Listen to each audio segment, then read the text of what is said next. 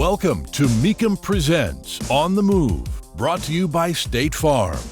It's the show geared toward keeping you up to speed with the latest auto news, event coverage, and expert industry insight. Now, here are your hosts, Matt Avery and John Kraman. We are so glad you've joined us for another On the Move. I'm Matt Avery, executive producer of The Transmission, and joining me is my co-host, John Kraman, lead TV commentator for Mecum Auctions on NBCSN. John, it is really good to be back in the studio with you. It really is, and I'm very pleased to say that we have Frank Meekum, the consignment director, and also a member of the Mecum senior management team, to come on board with us at segment 2 to kind of fill us in not only his thoughts on how well that the Kissimmee Summer Special went, just completed last week, but also kind of take us down the road to see what we have coming up for the remainder of the year and give us a little bit of insight on the dynamic that's changed, of course, to be able to continue to put forth these good auctions. What do we have coming up on segment 3? Well, you and I both have been staying pretty busy during this season of quarantine by doing some car shopping with a big emphasis on fun. And so we'll be talking a little bit about some of our discoveries, and then you have a major announcement to make. It's so exciting. I know our listeners are going to love it.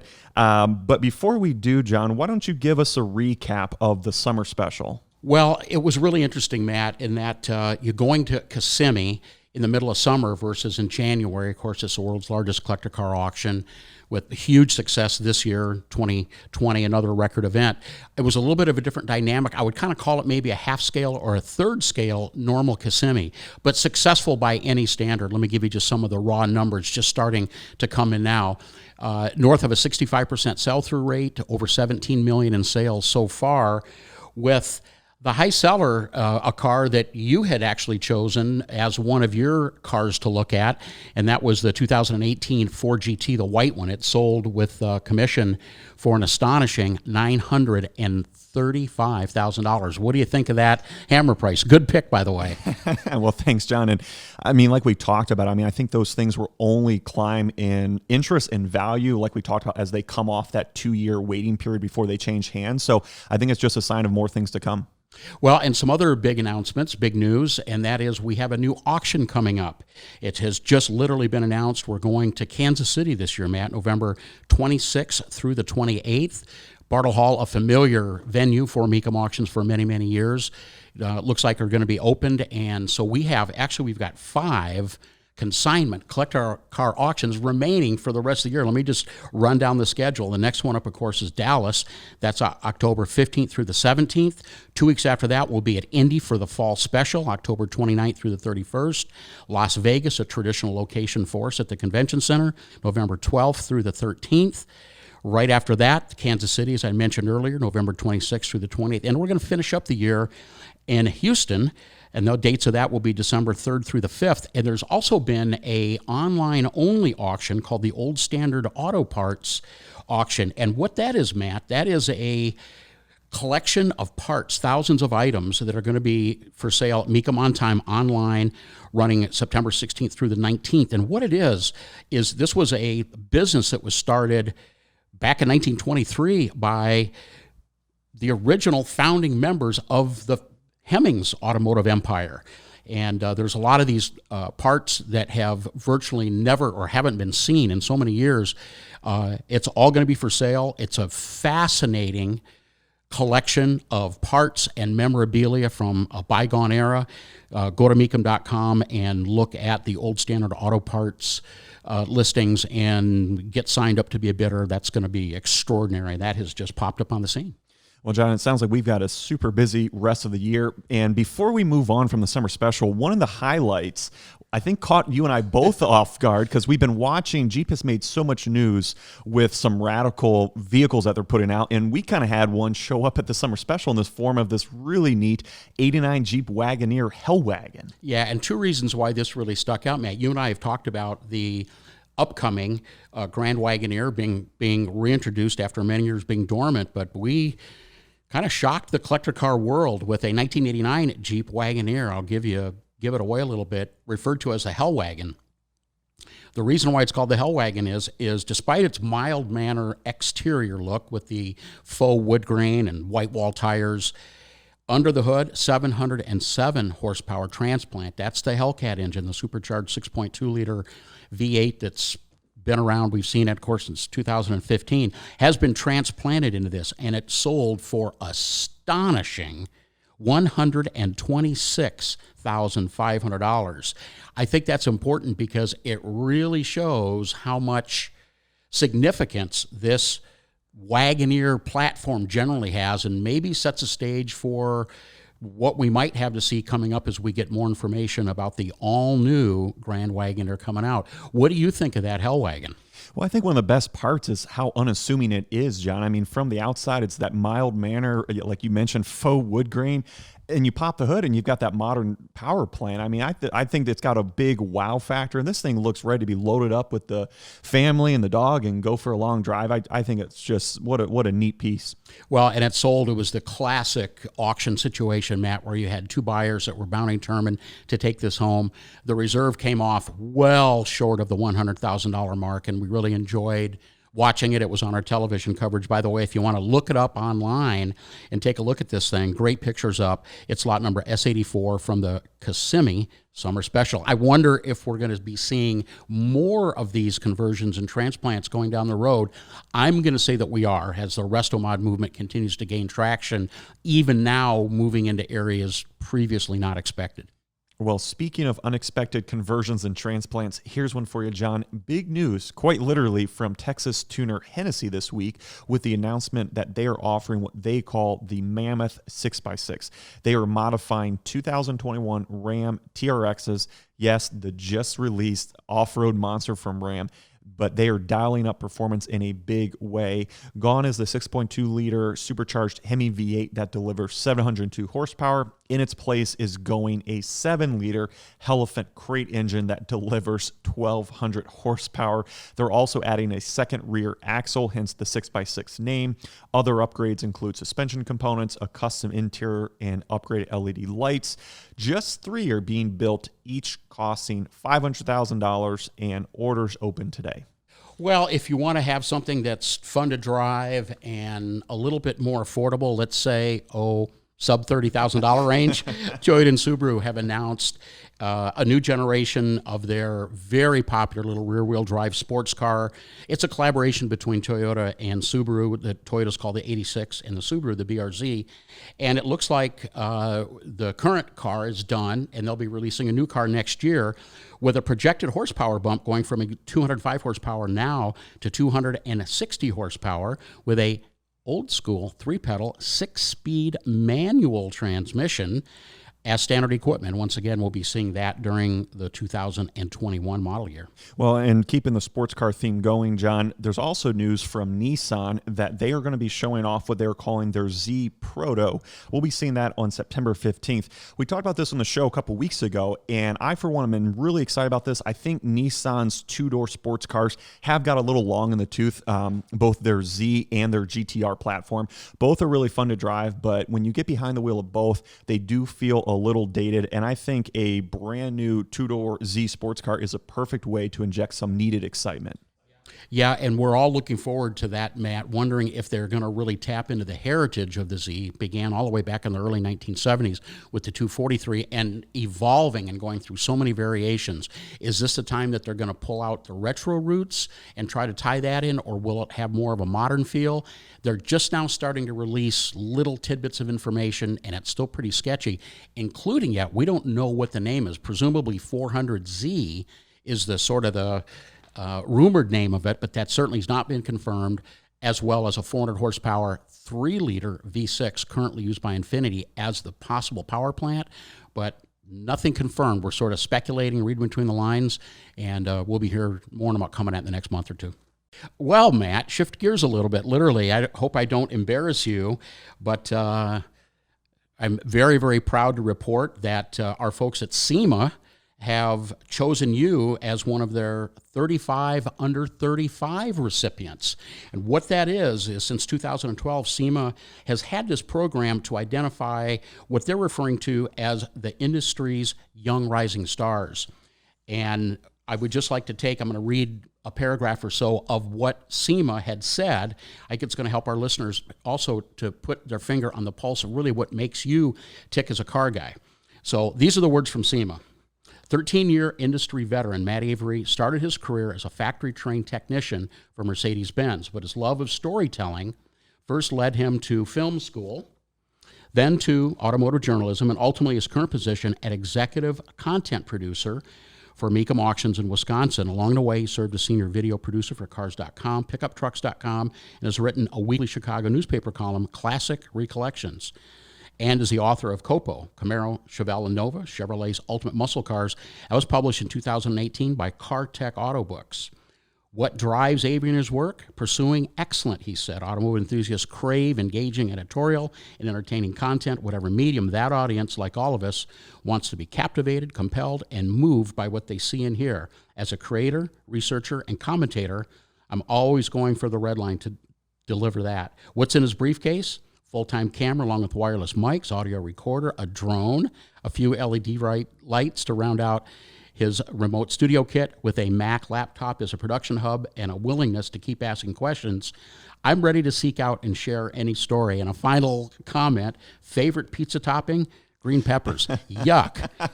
So anyway, congratulations on the award. What went through your mind when you heard that, number one, you were being considered, and that, number two, you're actually chosen? Well, thank you, John. I appreciate that. And what's been going through my mind is what a thrill and an honor to be selected as a winner for an award like this. And it really does mean a lot to me and to my career. And here's why. SEMA, as you know, is one of the world's leading automotive events for industry professionals to showcase what they can do.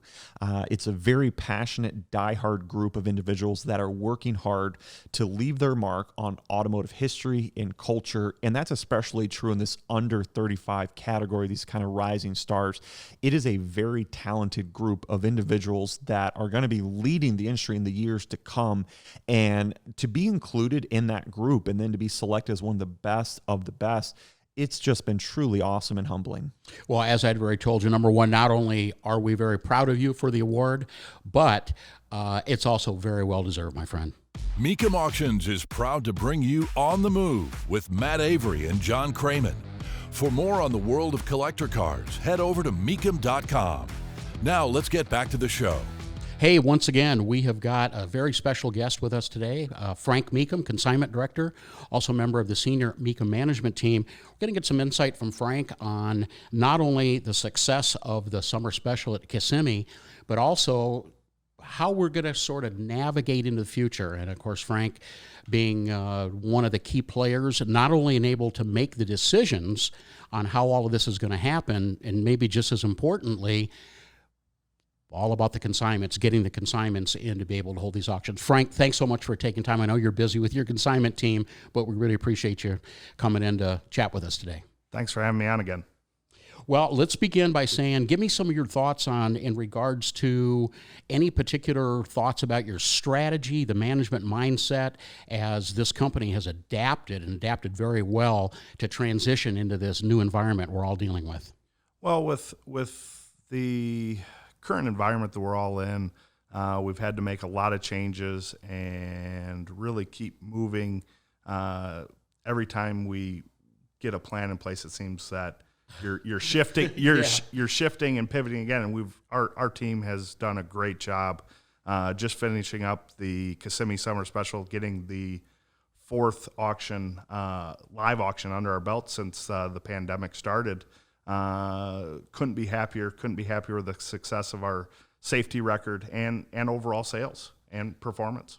Well, and I think that's a good key. I think it's been the success of these auctions under this environment is what sets the stage for future auctions. Speaking of that, there's been an announcement made, an old familiar location of ours, Kansas City. We'd typically in the past, we've sometimes gone there as many as twice a year. That has recently been announced, where November 26th through the 28th, heading back to Bartle Hall. How'd that all come about?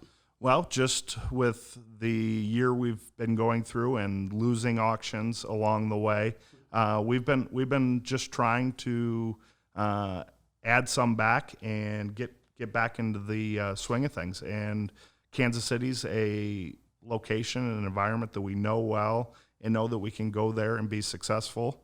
with a live auction and have a safe auction. Speaking from those of us on the other side of things, Kansas City, one of our favorite locations. The Bartle Hall is an ideal venue for the auction. Everything under one roof. It's laid out perfectly. People there have a lot of enthusiasm. It's a lot of entry and mid-level cars as well. I think that's a great opportunity for us to continue to do business in a familiar environment. How receptive were the folks at Kansas City into having us come there? Kansas City's been great. Cool. They've been working with us. They've overwent our COVID safety protocol. They've given us their suggestions. We've worked with them, and now we're looking forward to moving forward with having a great 3-day event. Next auction coming up is going to be Dallas, October 15th through 17th. How's the consignment lineup shaping up for that? And is there still time for folks to get in that? We still have time. We still have openings available. We've moved the sale back 30 days to make sure that we can have a live event in Dallas. And we've gotten all the approvals we need, and we're pushing forward. Frank, having just come off of Summer Special, let's get some of your insights, starting with the different time of year. Meekum is normally in Kissimmee in January. Here we are coming back in summer. How did that play out with this recent auction? Well, Kissimmee was a venue that we knew well, knew that we could go there and be successful, be safe. And like I said, with losing venues throughout the pandemic, we looked to add a familiar venue that we knew our customers would be receptive to, and pulled off a great event. One of the things we talked about last time you were on the show, Frank, was the increase that we are seeing in offsite bidding through phone and internet, and it is clear that both of those will play a major role moving forward in Mecum Auctions. It's been huge. Adding more internet bidding and more of a internet friendly system to our repertoire has been great, and we see it moving forward. And even as we come out of the pandemic, we will be looking to keep that merger of the live event and the live online together with all of our auctions, and just adding that should be able to make for more of experience for our customers. That friendlier internet experience has been something that I've gotten a lot of direct feedback on. There used to be kind of clunky, and there used to be a pretty good lag time. How much of a factor do you think in the success of internet bidding, especially the last couple of auctions in particular, due to the refinement of the Meekum system? Well, you said it right there. The refinement is the big part. Lag time is everything, especially as fast as the auction moves. 6-7 seconds sounds like a lot of time, but it isn't. I mean, you do not have that much time when you're trying to bid and buy a car. It's down to where it's around 1 second lag time on the internet billing. So you're basically live with the crowd in the room, which is huge. Another familiar venue that we're going to this year, Indianapolis, for what's referred to as the Fall Special, October 29th through the 31st. What are your thoughts about that, and how did that one come about? That came about with after coming back with the Spring Classic and having a monster event there, and how successful we were. We wanted to just get back there because we knew we could go there and be successful again and get another venue in this year.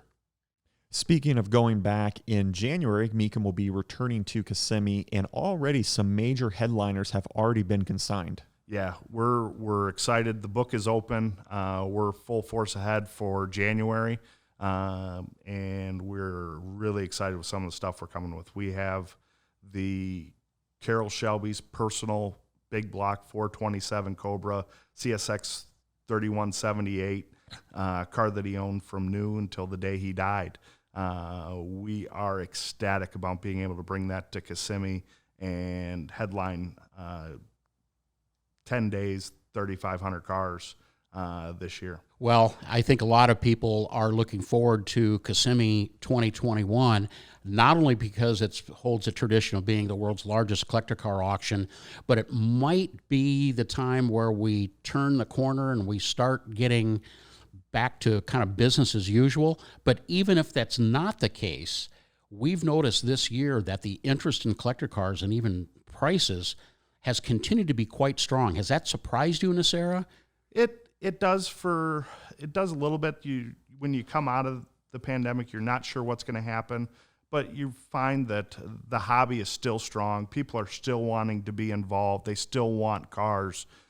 So we expect this to last into the future here with our great hobby and great live auctions. So bottom line in regard to all the future auctions, including Kissimmee 2021, that would be 6 auctions from now.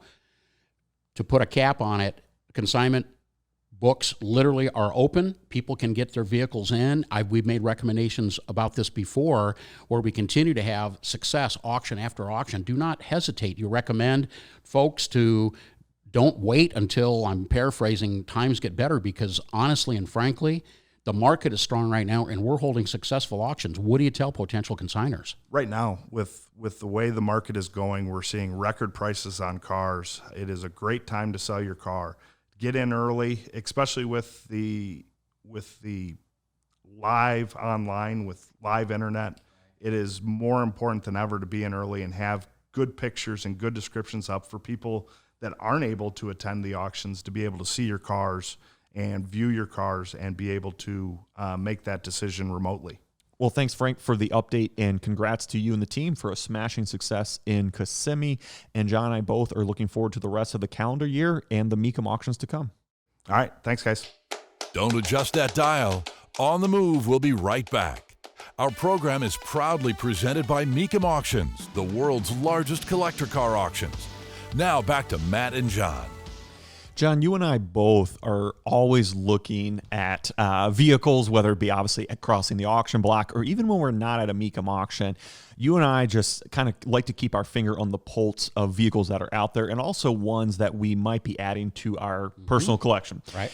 And so for the segment 3, this was actually kind of inspired by a lunch conversation that you and I had a couple weeks ago, where you asked what me and my wife Becca were doing during quarantine. And I shared with you that we have been evaluating some potential candidates of a fun car to purchase.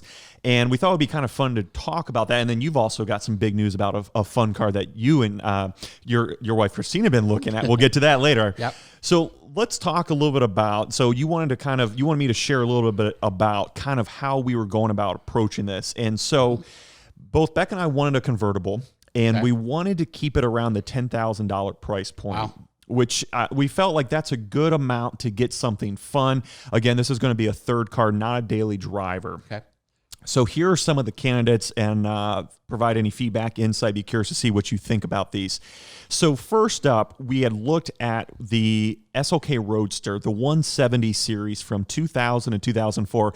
I know when I mentioned that to you, you kind of you winced. You weren't quite convinced. And I know that those cars, they suffer from some reliability. But I got to say, the reason why I like those is that I was a technician for Mercedes when those cars came out. So I've got kind of a soft spot. So a little rundown about those cars. Just over 300,000 were built and during their run. One of the unique things about this second iteration of the first gen is that it did get upgraded. It got some new looks, new taillights. And then, of course, the thing that matters most is the engine. Starting off, you could get a 200 compressor that had 163 horsepower, a little 4-cylinder. You could get a 230 compressor that bumped it up to 197 horsepower, and then you could also get a V6. But John, here's the one that we're going after. Maybe this will change your tune about this as a consideration. What I've been looking for is the SLK 32 AMG. So this has a supercharged V6 with 354 horsepower. So I will say that's the one that I'm after. Any thoughts so far about that as a potential candidate for a fun car? Well, the thing that jumps out at me first, Matt, is you've got a bit of an advantage over the average person in that whether or not you're going to wrench on this car or not, you certainly have got enough background and experience with that car from being a technician back in the day so that you understand that maintaining an older, even though it's still relatively late model, but it's an older late model vehicle, you understand the dynamic of it. So we're kind of past that. I'm kind of curious to hear what you're comparing that Mercedes-Benz to. Here's what we're kind of cross-shopping.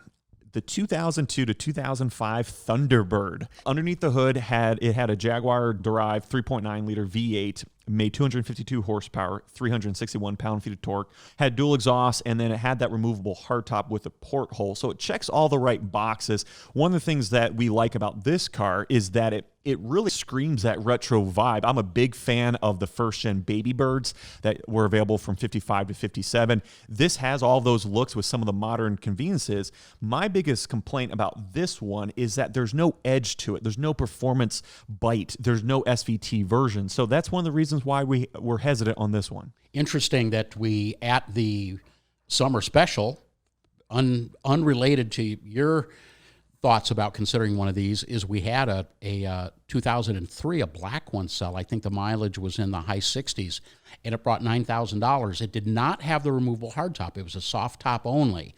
So I personally really like those cars. I think they're good value, and I think that they do tap into that retro vibe real well. So I can kind of understand why you might want to throw that one into your mix. And one of the fun things too, John, about these cars is that they lend themselves well to special editions. In 2002, there was a Neiman Marcus edition. In 2003, you're really going to like this, there was a movie tie-in with the James Bond Die Another Day. 700 were made in a coral color. And then I had forgotten that in 2005, they did a 50th anniversary. So again, I'm not even after some of those special ones, but just another, like I said, the vehicle did lend itself well to celebrating heritage, celebrating some of those fun tie-ins. But like I said, without that performance bite, we've really passed it over. Now, here's our third and final candidate. Okay. Maybe you'll like this one. I think you'll like this one a lot more. We have been looking also at the very popular 1999 to 2005 Porsche 911, the Type 996. It's the 8th gen 911. It was a big step for Porsche. No longer did they have an air-cooled engine. The car grew a little bit in size. When it came to powertrains, you could get the 4-valve 6-cylinder, 3.4 liter, just making under 300 horsepower. You could then step up to the turbo, 3.2 liter, 6-cylinder twin turbo. And then, of course, top dog was the 911 GT2, making 483 horsepower. Now, I will say, to keep it in our price point, we've been avoiding some of those top ones, looking at some of the lower ones. And again, we've had some good candidates across recent Meekum blocks. Again, another recent one at the Kissimmee Summer Special was lot number G52, was a 1999 convertible that sold for $16,000. So a little bit on the high end, but again, just a lot of good candidates at very affordable price points. One reason why that car is so affordable is because that transition from air-cooled to liquid-cooled, as you mentioned, did have some teething problems. It's very well known and documented, but I can understand why you'd want to consider that car. From a prestige standpoint, from a fun-to-drive standpoint, pretty hard to beat Porsche 911, one of the world legendary sports cars. So to kind of bring your choices to the bottom line, my personal recommendation would be to try to find a good 911, especially from a performance standpoint. But you guys haven't bought anything yet, I presume? Are you close to getting something squared away? What's your timeline? We have been doing a lot of online shopping. We haven't pulled the trigger. And so now, of course, being in the Midwest, you can relate to this. Now we're at that crossing that threshold of our months to enjoy a car like this are running out as we start getting into the fall. Of course, driving in fall on some of our Midwest roads is some of the best times to be here. But we're also getting to that point of, do we postpone this to next spring when we can get a full season? Or another alternative is, do we pull the trigger during the winter months? A lot of people aren't car shopping. Might be a good time to get a good deal. Yeah, the strategy of when. Timing is always a big question when you're trying to find something. Yes, generally, I think there probably is somewhat of a seasonal factor. But the good news is, over the winter, Mecum Auctions is going to be attending some of the warmer climates where there just might very well be some candidates pop up for. I got my fingers crossed. Well, John, so that's what we're up to. I will certainly keep you and listeners up to date, but you got to share. You've been holding on to a secret for months, and I have wanted to divulge this on the air, and it hasn't been the right time or place, but you have also been shopping for a fun vehicle, and you have one of the hottest vehicles of 2020 on order. Tell listeners what you've got in the works. Well, if we go back to July of 2019, all the car people on the planet Earth remember the shockwave that the release of the C8 Corvette generated. Was available to be watched online, and of course a lot of folks did. In fact, it crashed a lot of computer systems. But Katie Osborne, one of the TV commentators on NBCSN, with myself, and I both attended the reveal in person, Tustin, California. And we were there when they were revealed to the world audience for the very first time, and I have to tell you that I was shocked. The car absolutely captivated me in personality and the performance numbers, and also at the price point, which has a base price of $59,995. More about that in a moment. And it took me about a month to sort of process that car. Now, I already own a Corvette. I own a 2010 Corvette with an LS3 6-speed, and my wife Christine has a 72 Corvette that we bought at Mecum Kissimmee 2016. So we've got a couple of Corvettes in the stable, and I really had no plans on replacing either one of those cars. I really like both those cars, thought they would be keepers. Anyway, August of last year, I pulled the trigger and I ordered a brand new C8 Corvette Coupe, Elkhart Lake Blue Metallic, Sky Cool Gray seats, only 3 options. And they are as follows: performance exhaust, it bumps the power from 490 to 495, red painted calipers, adding a little bit of pop, and the chrome badges, replacing the carbon flash badges, only $100 option. Total price, $61,885. Again, the car's been on order since August. We know that the production issues and the production numbers are going to be greatly reduced for the 2020 model year. GM had a strike late last year. They had a plant shut down for the COVID. So instead of building around 40,000 2020 Corvettes in the launch year, they're saying probably somewhere in the 20,000 range. The good news is I think I'm far enough up on the food chain that I've been told that it may be October when my car gets in. Again, I want to repeat the price of the car, $61,885. No additional dealer markup, paying window sticker for it, and have been trying to be patient and trying not to think about it too much as we're going past this great driving season. And if I get it in October, hopefully there'll be some of those fall days. We'll be able to get it out at least a few times before we tuck it away for the winter. Well, it's probably not helping that we're having more and more C8s show up at Mecum Auction, further tantalizing you. Well, and that's a good point, because we're seeing tremendous amount of sale prices of over window sticker. They've been averaging anywhere between $25,000 and $30,000 over the original window sticker price. Now, history has shown us that that probably is not going to continue indefinitely, and I have to tell you, it's not even on my radar screen to think about getting it and then reselling it, because it's a car that I feel that I will own it for many, many years, maybe even as a lifetime keeper, and I'm just so excited and anxious to own the car, drive it, and enjoy it. I'm just going to keep it. I'm not going to give any thought into reselling it or trying to keep the miles off of it as an investment. This will be a car my wife and I both will drive and enjoy. And the sad note, the bittersweet moment will become when I take delivery of the car, and to make room in my 6-car garage, which is full with 6 cars, my beloved 2010 Corvette with about 35,000 miles on it, my Blade Silver Coupe, 6-speed, will go on the Mecum auction block. Not sure which auction I'll be taking it to yet, but I will be selling it at a Mecum auction. And it's going to be tough, because that car, I bought it in 2011 with 4,000 miles on it. It has given me 0 issues, nothing but 100% pure enjoyment from the time I bought it up until today. And that's going to be a tough one to go away. But my wife says, hey, you're going to have a brand new 2020 Corvette out in the garage, and hopefully that'll take away a little bit of that pain. Hopefully she's right, Matt. Well, John, I'm curious. Let me ask you about the color, because Elkhart Blue is known for being related to Road America, the big famous racetrack just down the road from us.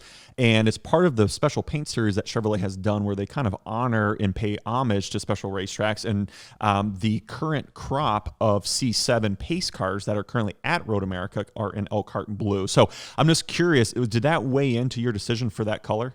Indirectly, it did. It's a good question, because I'm a big Road America fan, obviously being located in Elkhart Lake, Wisconsin, and it is kind of a fun having a tie-in. But I'll tell you what really did it. At the reveal, there was an Elkhart Lake blue Corvette, one of the handful of Corvettes that was there. And of all the colors that I saw there in person, they had white, they had the Zeus Bronze, which is a real unique color. They had one in torch red, and they had the blue car, the Elkhart Lake blue car. There's another blue also that's available. It looks almost like a Ford Grabber blue. It's a solid color, not a metallic. But anyway, seeing the car there in person in the Elkhart Lake blue metallic really spoke with me. I've never owned a blue car, ever, and the many years I've been driving. So that kind of played into it as well. And then the final thing, it sounds kind of corny, the final thing, but not only did my wife like the color, my wife will be driving this car too a little bit, but we've been having a lot of fun saying that it matches her eyes. So that's that has kind of helped in the spirit of cooperation on justifying, a major purchase, and when it can be tied into something as fun as that. Well, John, fun is the right word. It looks like you and I both have an exciting fall ahead, not only with keeping up with Mecum Auctions, but also pursuing some of these fun cars. And of course, we'll be keeping listeners up to date. You've been listening to Meekum Presents On the Move, brought to you by State Farm. For more information, visit Meekum.com. And join us again next time as we take you inside the world of muscle and collector cars and more.